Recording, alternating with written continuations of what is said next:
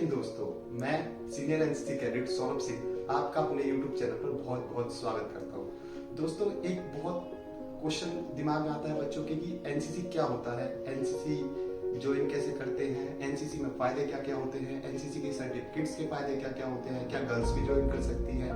तो मैं आपको यहाँ पे एक वीडियो बनाई है, यहाँ ईच एंड एवरी डाउट आपको क्लियर करूंगा। आपके सभी डाउट्स को आप मेरे कमेंट बॉक्स में लिखिए, मैं सभी डाउट्स के आपको जवाब दूंगा।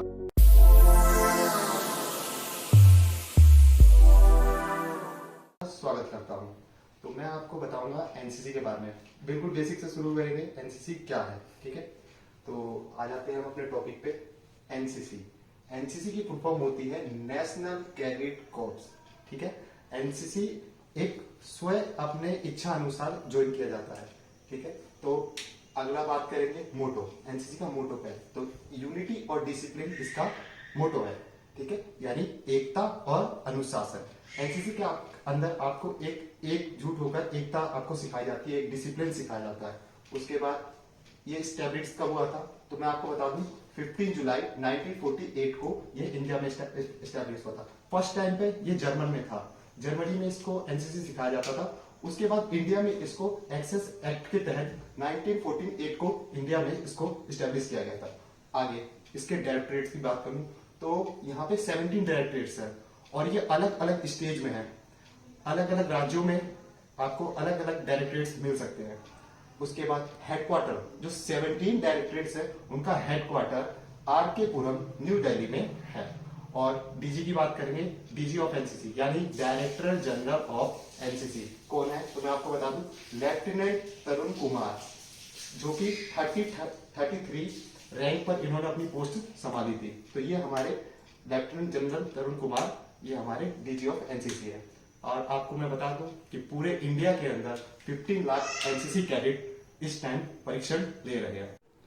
ऑल इंडिया के अंदर 15 लाख एनसीसी कैडेट इस टाइम पे परीक्षण ले रहे हैं, जो कि एक विश्व की सबसे बड़ी युवाधारी फौज है। तो हम चलते हैं आगे बात करेंगे। तो मैंने आपको बताया था 17 डायरेक्टरेट्स आते हैं। एक डायरेक्टरेट के अंदर काफी सारे स्कूल और कॉलेज आते हैं। अब यहाँ से हम थोड़ा सा आगे बढ़ेंगे। इसके बाद मैं बताऊंगा कि एनसीसी में बॉयज को क्या कहते हैं और गर्ल्स को क्या कहते हैं। तो बॉयज को जेडी कहते हैं, जेडी यानी जूनियर डिवीजन। स्कूल के अंदर उनको जेडी कहते हैं। सबसे पहले मैं स्कूल की बात करूंगा तो उनको जेडी कहते हैं। और लड़कियों को जेडब्ल्यू कहते हैं, यानी जूनियर विंग कहते हैं। अब इनकी ट्रेनिंग कितने साल की होती है स्कूल के अंदर? तो मैं बताऊं आपको, स्कूल के अंदर इनकी ट्रेनिंग होती है 2 साल की, क्लास 8th में और 9th में और 10th में। 8th क्लास को वैसे अगर देखा जाए तो बेसिक ट्रेनिंग होती है, यहाँ पे सिर्फ बेसिक ट्रेनिंग होती है। वैसे रियल ट्रेनिंग 9th और 10th में होती है, जहां पर आपको ए सर्टिफिकेट दिया जाता है। ये 2 साल की ट्रेनिंग होती है, या तो 9th 10th में और या फिर 11th 12th में। 11th 12th में बहुत कम स्कूलों में ही मिलती है, तो वैसे ज्यादातर 9th और 10th में मिलती है। एज क्राइटेरिया स्कूल में क्या रहता है?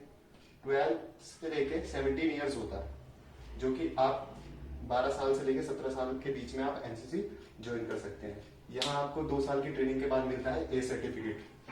ए सर्टिफिकेट मिलता है। ए सर्टिफिकेट में ग्रेड भी होता है। ए सर्टिफिकेट के अंदर A grade, B grade, C grade मिलता है। वो आपके एग्जाम के ऊपर होता है। 300 नंबर का एग्जाम होता है। 300 में से अगर जैसे आपके नंबर आते हैं उस हिसाब से आपको ग्रेड वहां पे मिलता है। यहाँ पे आपकी 75% अटेंडेंस होनी चाहिए परेड के अंदर। मतलब जो टोटल 2 साल आपकी एनसीसी होगी उसके अंदर आपकी 75% प्रेजेंट होनी चाहिए। यहाँ पे कैंप लगेंगे। कैंप आपको एक कैंप जरूर कोई सा अटेंड करना होता है। अब बात करेंगे कॉलेज के अंदर। कॉलेज के अंदर लड़कों को एसडी बोलते हैं, एसडी यानी सीनियर डिवीजन, और गर्ल को बोलते हैं एसडब्ल्यू यानी सीनियर विंग। जैसे यहाँ पे जूनियर विंग थी, यहाँ पे लड़कियों को सीनियर विंग बोलते हैं।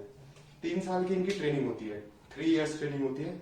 इस बात को आप ध्यान रखिए कि कॉलेज के अंदर 3 साल की ट्रेनिंग होती है।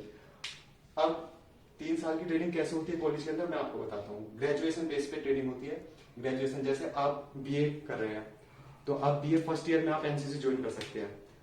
और आईटीआई कोर्सेज भी अगर 3 साल के होते हैं तो आईटीआई कोर्सेज में भी आप ज्वाइन कर सकते हो।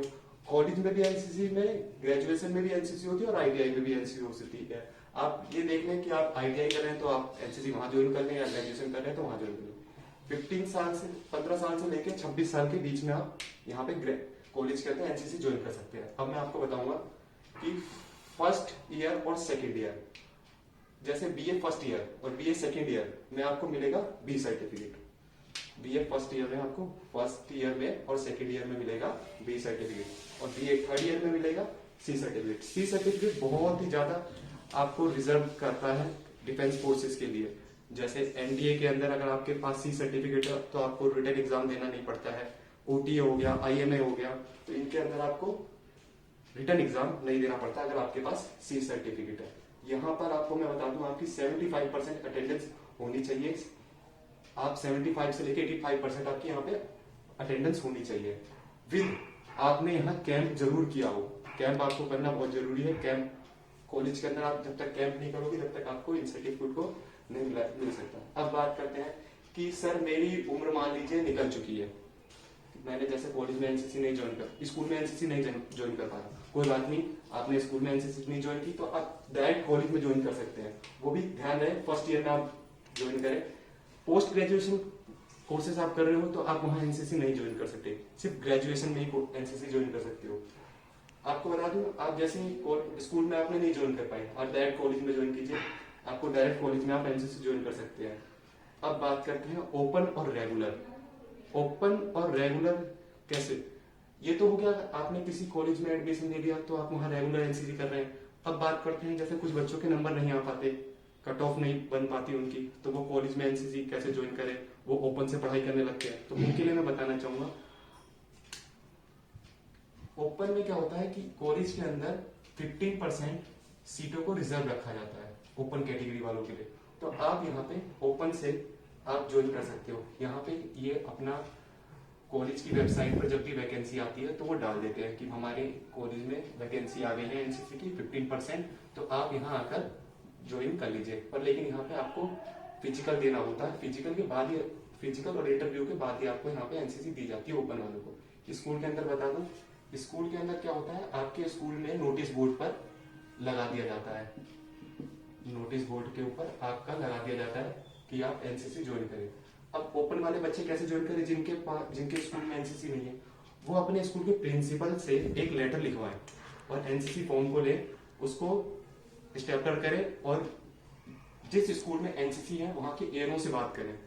वहां पे आप अपना फॉर्म ले जाके दिखाइए और एनओसी दीजिए कि सर मैं भी एनसीसी ज्वाइन करना चाहता हूँ। तो आपको एएनओ कुछ और भी बताएंगे करने के लिए कैटेगरिया, वहां आप ज्वाइन कर सकते हैं एनसीसी अगर आपके स्कूल में नहीं है एनसीसी। तो 1962 के वॉर के बाद इंडिया पाकिस्तान वॉर, ये पाकिस्तान नाम लेते हुए पाप लगता है तो 1962 वॉर के बाद इसमें एनसीसी ने एक बहुत अहम रोल निभाया था। जैसे सिविल लगाना, ऑर्डिनेंस फैक्ट्री से हथियार सप्लाई करना और जो सैनिक होते थे उनको ट्रीटमेंट करना, उनका ये सारा काम एनसीसी करते थे। इसके अंदर आप बात करेंगे 3 विंग्स हैं, आर्मी, नेवी और एयरफोर्स।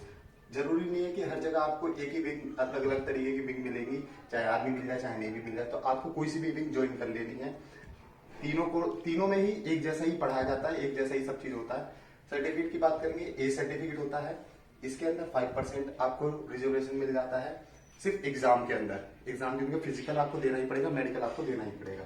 बी सर्टिफिकेट में 10% आपको छूट मिल जाती है एग्जाम के अंदर, और सी सर्टिफिकेट में आपको कोई भी एग्जाम नहीं देना पड़ता है।